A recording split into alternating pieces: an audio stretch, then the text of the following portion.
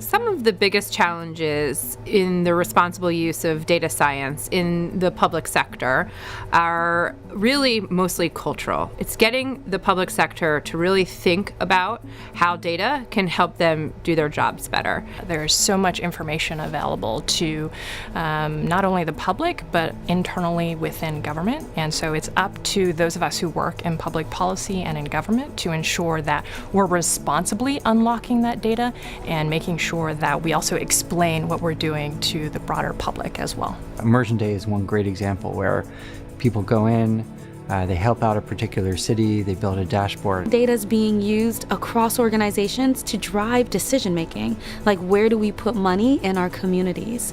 Where do we spend dollars for education for our children, or workforce dollars in training programs to get adults skills in order for them to get better paying jobs? We built a predictive model which essentially can identify new audiences in the United States that we can engage that might have a likelihood to support the refugee crisis in our efforts. We're using satellite imagery to identify and monitor refugee camps by counting tents from the satellite imagery and then being able to use that tent indicative of the populations that exist in these camps and the growth over time.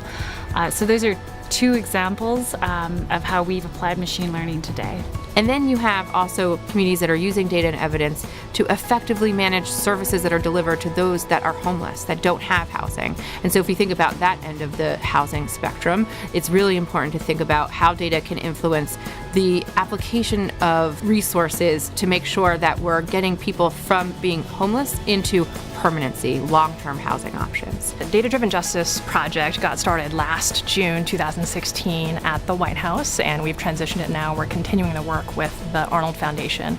And it's really around this issue that we have over 10 million people cycling through jails every single year, many of them on low-level offenses. And so oftentimes these systems don't talk to one another, and how do we responsibly unlock information so that police officers, ER doctors, and the right individuals are getting access to the information to help those individuals. There's virtually no data that a city collects that doesn't have some impact on where we live and how we access affordable housing.